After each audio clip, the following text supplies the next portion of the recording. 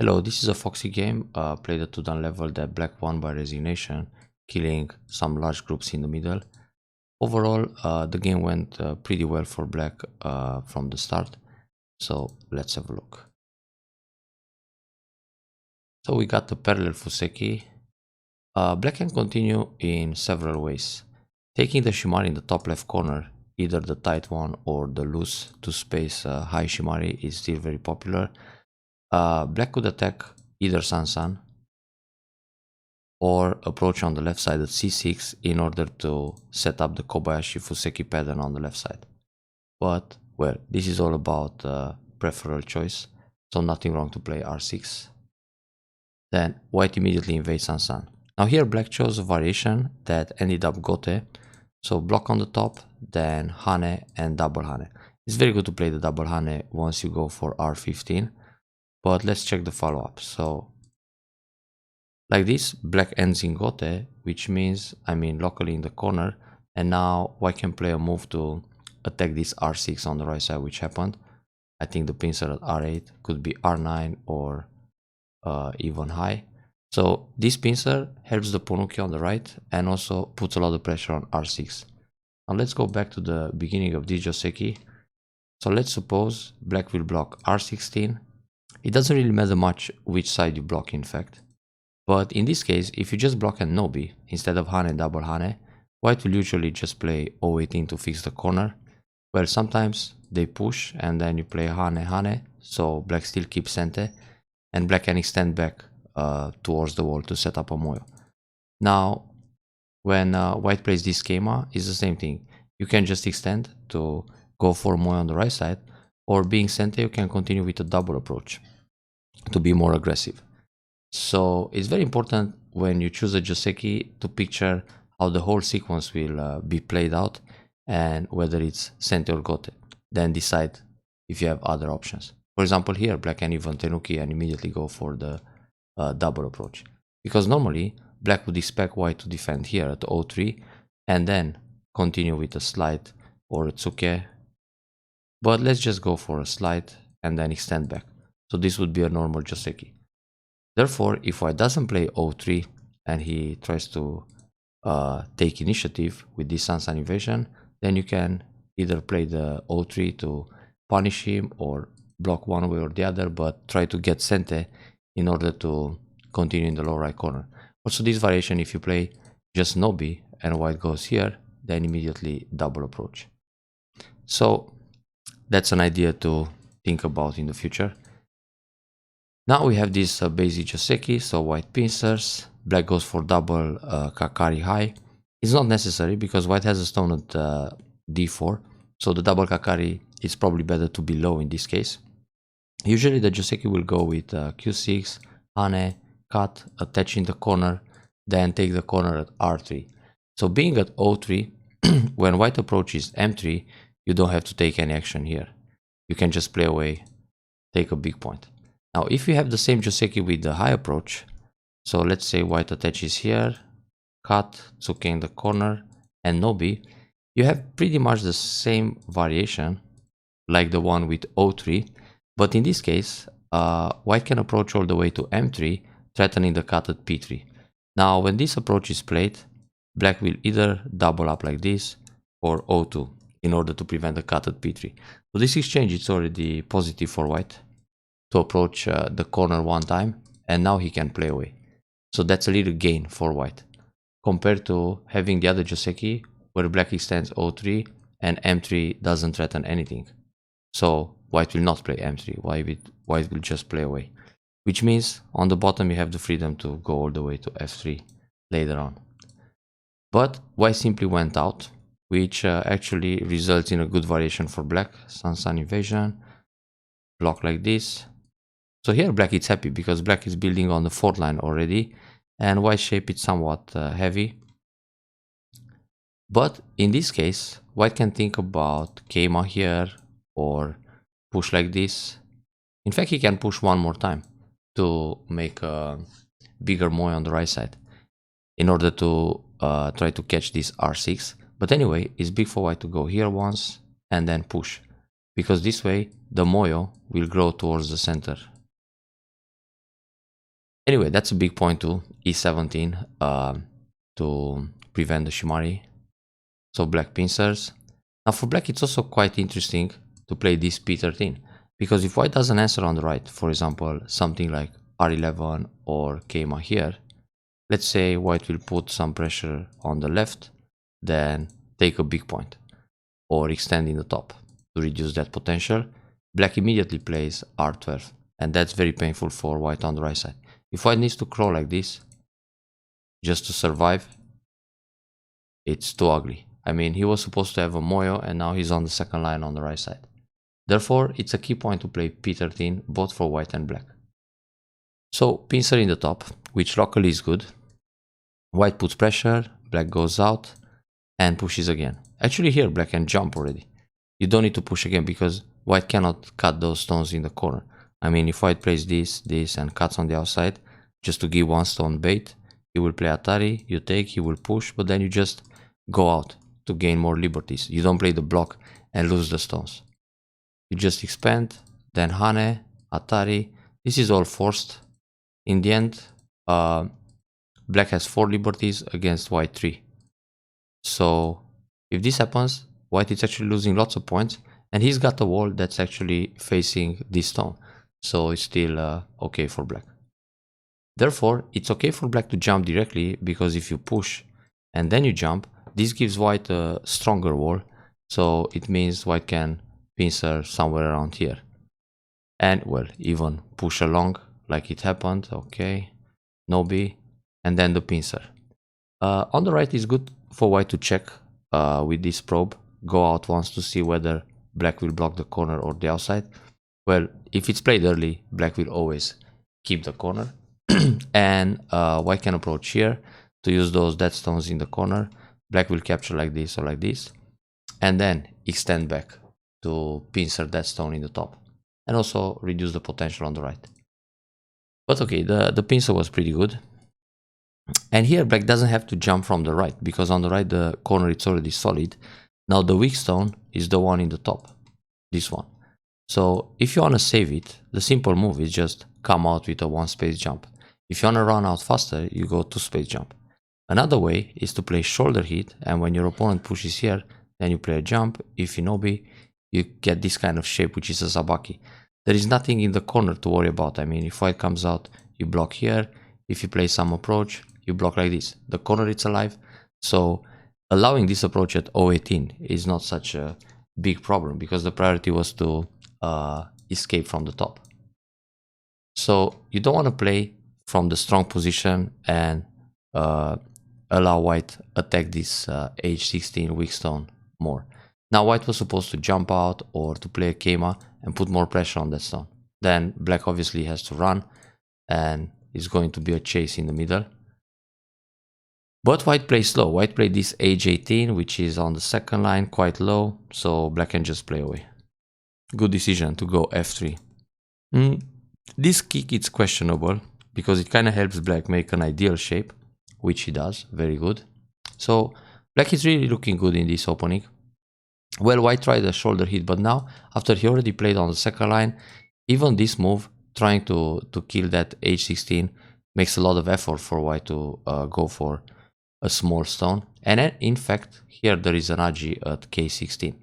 So, for example, if black plays p13, threatening the right side, let's say white defends here to keep the right side safe. Next, when black plays k16, it's hard to catch both stones. So when white will push through, black will separate like this.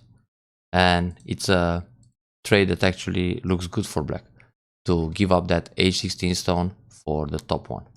Now, if white tries to resist in the fight, so let's say he pushes out here, black will simply come out and then maybe even save that stone. So in the end, it's not so brilliant for white to play j15 and leave this agi at k16, which means white needs to fix with another move later on. Now s4 may be a little bit premature, because this stone on the right side can still be used as agi. First of all, black can come out right away with Kosumi. If white plays here, black will push and it's out. If white plays from this side, black comes out, and now the wall is actually in danger. He cannot connect underneath. That's one way. Another way is to play, for example, shoulder hit, and after white pushes here or the other way, when you make sure there is no way for r6 to go out, then it's okay to play Hane, block, connect, and white needs another move. So you discard the stone, but actually white really plays lots of times to kill it. But as long as the stone still has some agi, it's not worth to ruin the agi with this Hane. So you better try ways to use that r6. But okay, now the Hane is played, so it's not so easy to... I mean, the agi diminishes a lot. This r6 lost some power. This was good, Sente. This Tsuke actually eliminates the option to play the move that it's hard to catch for white. So here, the natural move for white is to split, and then you go down. And if he tries to connect under, you go left. If he plays like this, you push again, then Atari, and how is the ladder? Oh, it works. Tun, tun, tun. So that's a disaster for white. Therefore, the magic move to ruin the Moyo, it's actually K16. So Tsuke, block. Well, now there's still agi, but white can actually fix it. Yeah, actually, in fact, this Keima is pretty big, because when black cuts, white will just sacrifice that. Yeah, that Keima was big for both. You don't need to push and peep here. Maybe play something like a reducing move. Because if you think about the Moyo, let's suppose there is an imaginary line around here. So between this stone and the wall, that's actually the sector line. That's where you want to play to reduce. Because if you go too deep, so at this stage, when you play a shoulder hit like this, white being strong, he might cap and try to kill everything inside. But if you come on that imaginary line that white can complete the Moyo, if white just defends here, that's already a good reducing move. You can play Kosumi, he might play this, and this kind of push can be used later as Kotrets. So not necessary to ruin the option now. Yeah, this Tsuke seems to be working, and it did. Actually, you should simply go ahead, because white might play here to keep everything connected on the right side, and then jump in the middle, so you erase more. Yeah, that's a key point. White has to try a cut, it's true. But the way white played here is very dangerous. So this is the right spot to protect. But now, actually, black should connect and take away a liberty. Because this will be important in semi later on. It's good. I mean, anyway you play Gote, so when you play a Gote move, it doesn't have to be the most proper move. It's better to play a Gote that's effective too. Because obviously, if you don't play anything, if you play away, he will go Atari, and when you play here, he goes down, and when you play here, he captures the two stones. They are important. So you better protect with entry. Now, when he comes out like this, you have a Tesuji like this, and it's difficult already for white to escape, because that's only one eye. So another way to kill is just jump here. Not enough space. If he comes back, you go down. That's only space for one eye. He might push and play Atari, but when he plays here, you Hane, and that's it. And when he plays here, this is the vital point. And then Atari and connect. So he's dead inside. Anyway, this was a little bit too proper. Now the way to go out in the center is Tsuke. Because if white plays Nobi, you go Atari, then you push along a couple of times, and then you kill the bottom. You don't let white jump here. If white plays the Hane, there's a combination to connect right away. Just crosscut. Because now when white plays Atari here, you Atari from behind and catch this stone. And if he plays Atari the other way, again, Atari here. If he connects, you take 3 stones. If he takes 1, capture the other one. Or you can play fancy like this and the stone is captured anyway. But it's better to take it, so you don't leave other Ataris around. So that's a way to go out. Let's see how the fight develops here. Now it's a bit dangerous for those stones in the middle, because white has a pretty strong position on the outside. But now white tried to leave on the bottom, and then that was a little bit too much actually. because it's more interesting for white to try to catch these stones in the center. So better come out and make sure the guys in the middle are safe. If black plays around here, let's say J3, to make sure he kills the bottom, now it's tough for the group in the center. Because white is everywhere. I mean, white is strong on the right, strong in the top, and now all white has to do is keep these guys in the middle safe to surround the whole thing. So white lost an opportunity here. This was center, but this can wait. I mean, it's good to play it as a cut red. It's just a matter of 2 points. White will never play here to capture, actually it's 3 points, to take it in gote. So no rush with that, because maybe some call will come up in the fight, so good to keep it in reserve. Here I would just jump, surround everything, and now normally you got a wedge. Then when white protects here, you go down, and if he cuts, you catch the stones. And if he captures one stone, Atari, and take the other stone, either like this or Nobi. But the Atari works, so just capture. And now if you play G2, it's a bit tricky because white can play here, and if you cover, he will make twice. And if you try to kill, he may come out, then Hane, then Atari this way, go out. So probably he'll catch the other stones faster. It's too much agi. So it was actually correct to surround like this. Let white leave small. Because anyway, this kind of life hurts the corner, so it's fine. And then try to catch those stones in the middle. But here I would go for Kosumi. Anyway, it seems okay to play KMI and surround everything. This is the last important fight to the game. And then should double Hane. If you double Hane, he goes Atari, maybe Atari again. But when he surround, I mean, when he tries to make eye shape, you peep, and then you surround everything. So it's kind of dead. Like this, you let him loose. Normally, Nobi or wedge, because when he goes Atari, you play here, and when he connects, you cover. And it's only one eye in the middle. And when he pushes out, you just cut. This way, he can try the wedge. This creates more cutting points. Yeah, but it's still tough. Not easy to make twice inside. It looks already pretty much game over. And now wedge is good again, because when he plays Atari here and you connect, there is no way to connect these guys. If he plays here, you play Atari on the left. If he connects, you kill everything.